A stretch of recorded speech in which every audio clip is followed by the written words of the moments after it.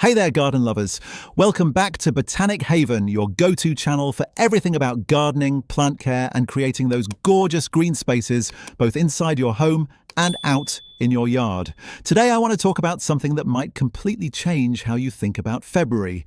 You know, most people see February as this quiet, sleepy month where nothing much happens in the garden.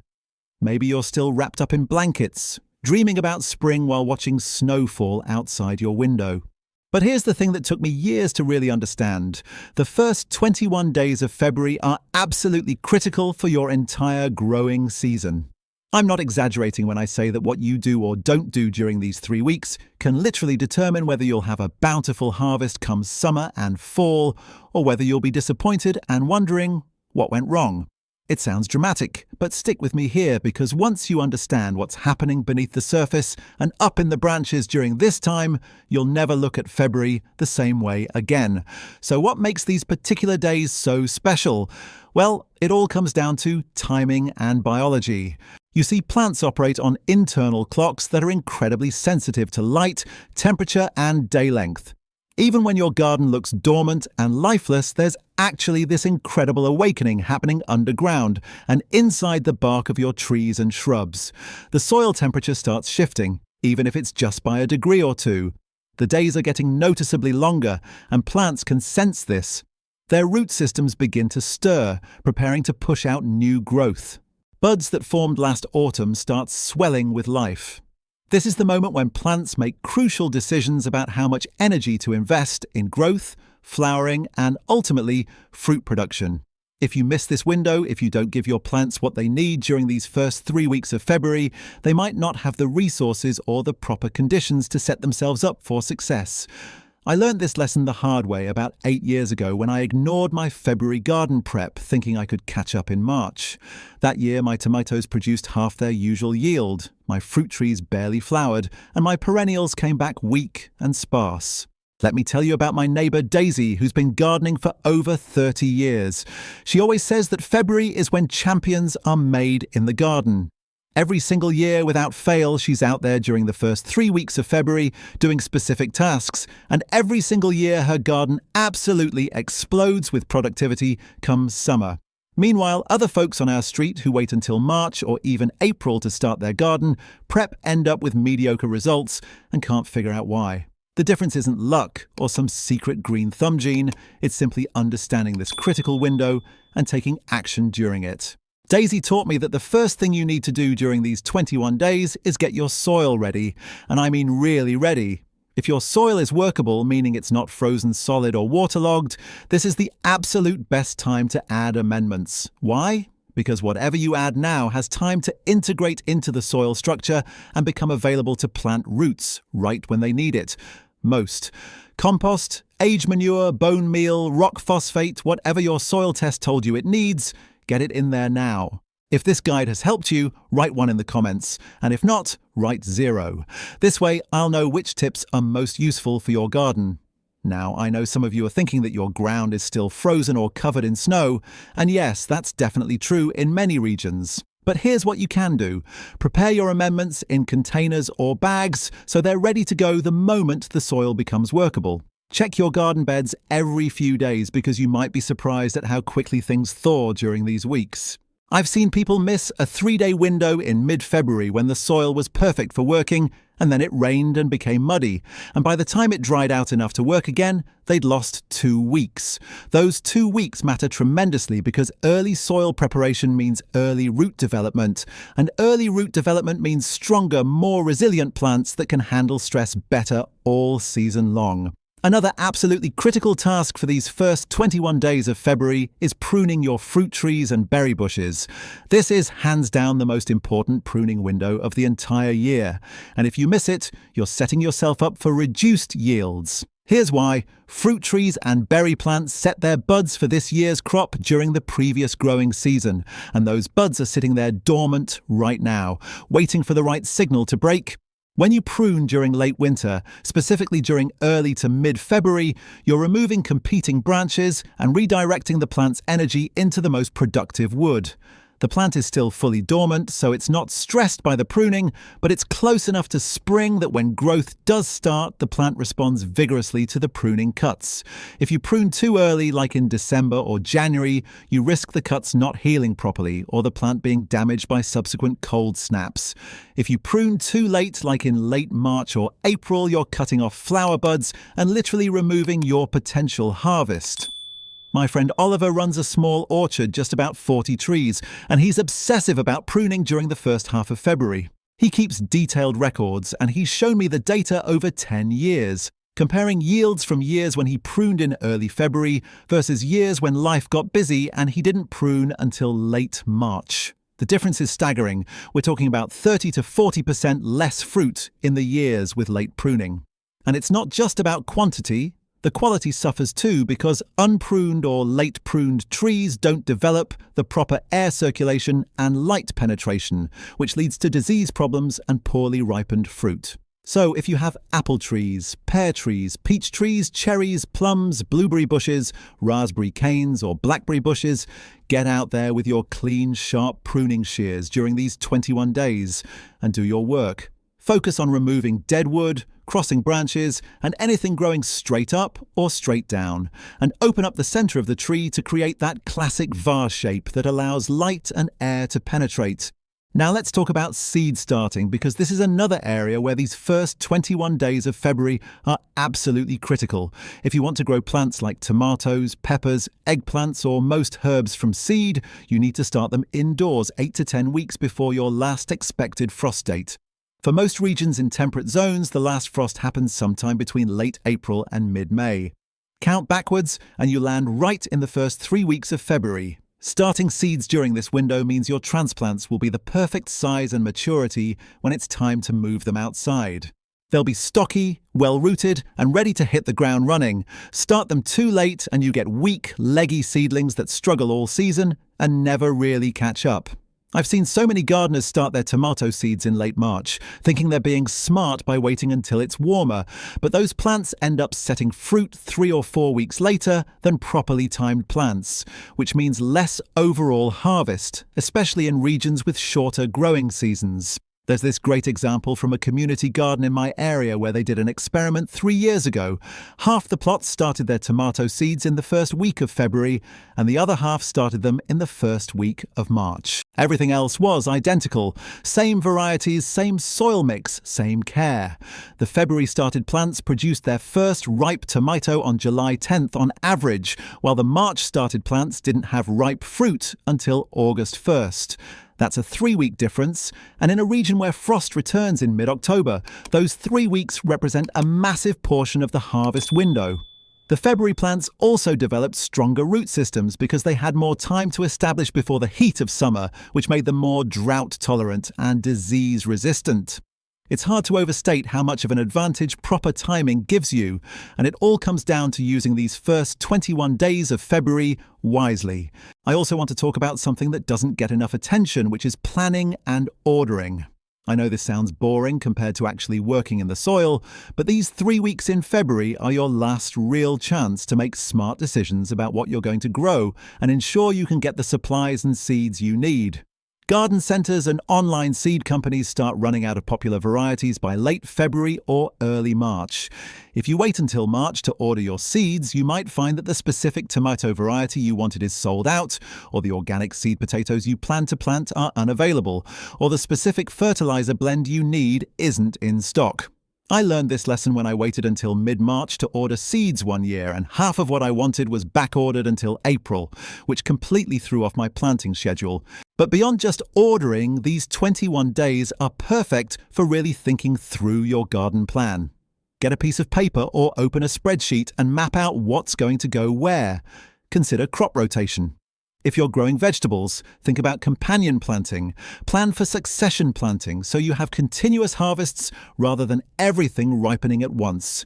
This planning work might seem tedious, but it's what separates mediocre gardens from exceptional ones. My friend Rose keeps a detailed garden journal, and every February she spends hours reviewing what worked last year, what didn't, and planning improvements. She rotates her tomato family plants to different beds, She plans her bean plantings in 3-week intervals so she has fresh beans all summer instead of a 2-week glut.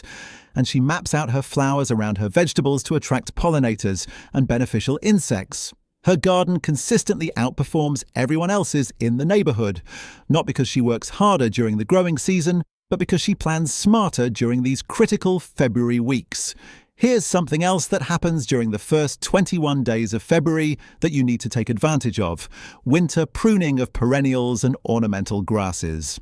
A lot of people leave their perennials standing through winter for visual interest and to provide habitat for beneficial insects, which is great, but there's a narrow window in late winter when you need to cut back last year's growth to make room for new growth. If you do this too early, you remove the winter protection and expose the crown to potential cold damage.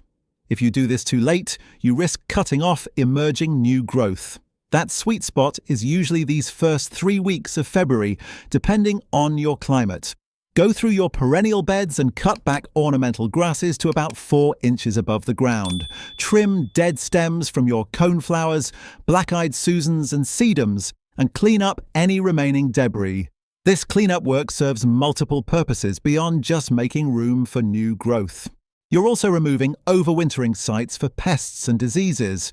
A lot of fungal spores, insect eggs, and other problems hide in dead plant material over winter, waiting to emerge and attack your plants in spring.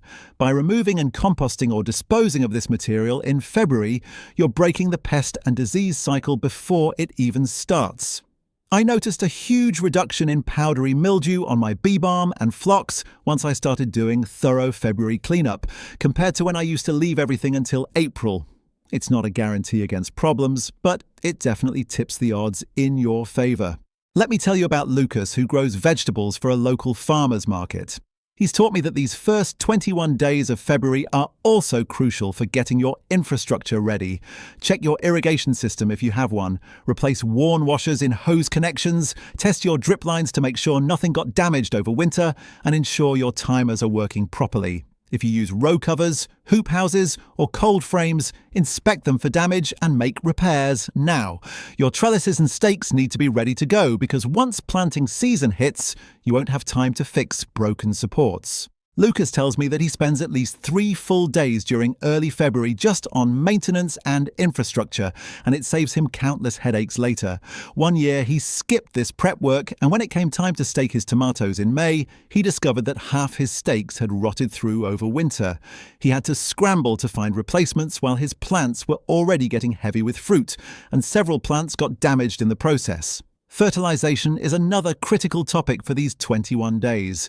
If you have established fruit trees, berry bushes, or perennial vegetables like asparagus and rhubarb, early February is the ideal time to apply fertilizer. The reason is similar to the soil amendment timing I mentioned earlier. When you fertilize now, the nutrients have time to move into the root zone and become available right when plants start their active growth. If you wait until you see growth starting, you've already missed the boat because the plant has to make do with whatever nutrients are currently in the soil. I use a balanced organic fertilizer for most things, with a bit of extra phosphorus for my fruit trees to encourage flowering and fruit set. The exact ratios depend on your soil test results, but the timing is universal across most temperate climates. These first weeks of February are your window.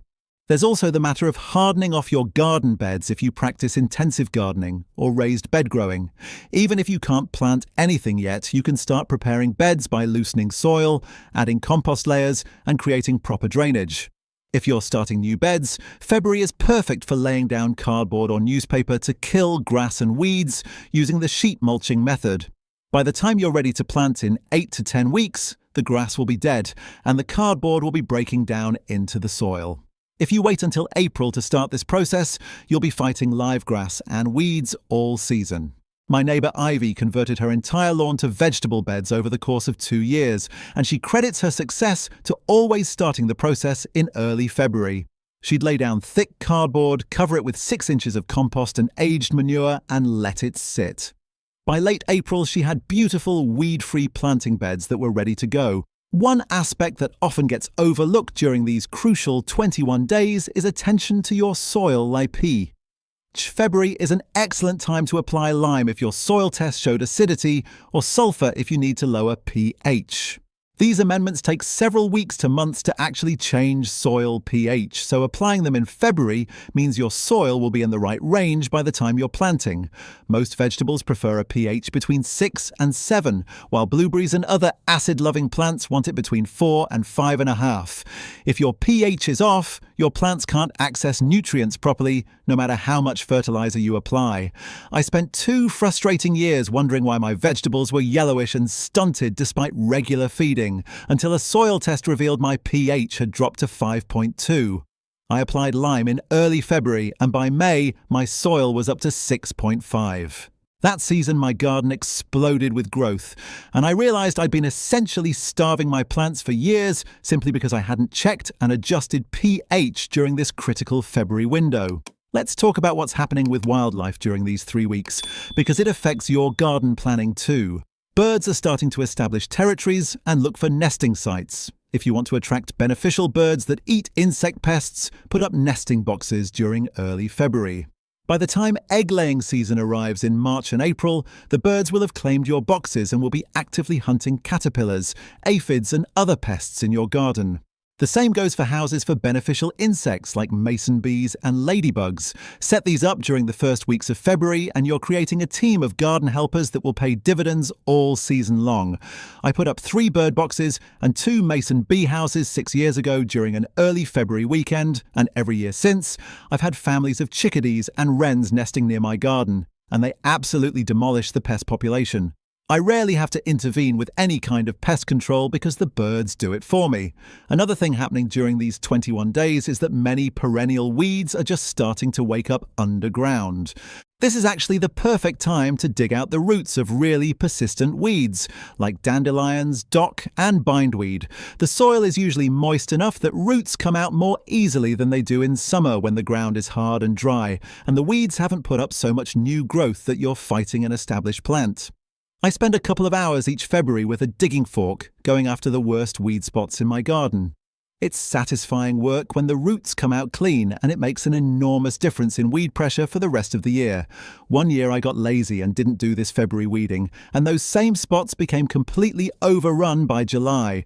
I spent 20 times more effort trying to control them during the growing season than I would have spent digging them out in February. Your compost pile also deserves attention during these first weeks of February. If you've been adding kitchen scraps and garden waste all winter, you probably have a good pile built up. Turn it thoroughly during early February to aerate it and speed up decomposition. Add some nitrogen-rich material like coffee grounds or fresh grass clippings if you have them. And make sure the moisture level is right, about as damp as a wrung-out sponge. A pile that's turned and properly balanced in early February will be ready to use by planting time, giving you beautiful, rich compost exactly when you need it. I keep 3 compost bins running on a rotation, and I always turn and adjust the oldest bin during the first week of February. By late April, that bin is full of finished compost that goes straight into my garden beds and planting holes. Now, I want to address something for those of you in milder climates where February isn't really winter anymore. In zones 8, 9 and 10, these first 21 days of February might actually be active planting time for cool season crops. You might be direct sowing peas, lettuce, spinach, radishes and other cold hardy vegetables. You might be setting out transplants of broccoli, cauliflower and cabbage. The principle remains the same though. These 3 weeks are critical because they set up your success for the entire season. In warm climates, if you miss this February planting window, you run into the problem of trying to grow cool season crops in March, when temperatures are already climbing, and they'll bolt or turn bitter before you get a decent harvest. So whether you're in Minnesota where February means snow and frozen ground, or you're in Georgia where February means active planting, these first 21 days are when your entire harvest gets decided. I think the biggest mindset shift I want to leave you with is this: stop seeing February as dead time in the gardening calendar. Start seeing it as the foundation period, the time when you set everything in motion for the abundance that follows.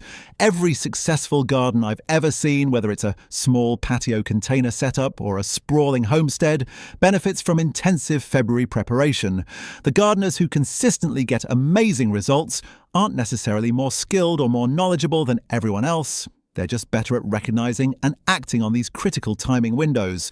They understand that the work you do when nothing is visibly growing is often more important than the work you do when everything is in full bloom. So here's my challenge to you. Don't let these 21 days slip away while you're waiting for spring. Make a list right now of the tasks that apply to your specific garden situation. Maybe it's pruning your fruit trees. Maybe it's starting seeds indoors. Maybe it's ordering supplies or testing your soil or planning your crop rotation. Whatever it is, commit to taking action during these next few weeks if you're reading this in early February. Or commit to remembering this advice for next year if February has already passed. The beautiful thing about gardening is that you get a fresh chance every single year to do things better, to learn from past mistakes, and to implement new knowledge. These first 21 days of February are your opportunity to get ahead of the curve, to give your plants every possible advantage, and to set yourself up for a harvest that exceeds your expectations. I hope this has inspired you to look at February through new eyes and to take action during this critical window. Gardening is this wonderful combination of art and science, patience and action, planning and spontaneity. But if there's one time of year when planning and action matter most, it's right now during these make or break 3 weeks when your entire harvest hangs in the balance. Get out there, check your garden, make your plans, start your seeds, prune your trees, prepare your soil, and set yourself up for success. Trust me, when you're harvesting basketfuls of vegetables in July and August, or picking ripe fruit from your trees in September, you'll look back at these February days and realize that this was when it all came together. Happy gardening, everyone, and I'll see you in the next video where we'll dive even deeper into specific techniques for spring planting success.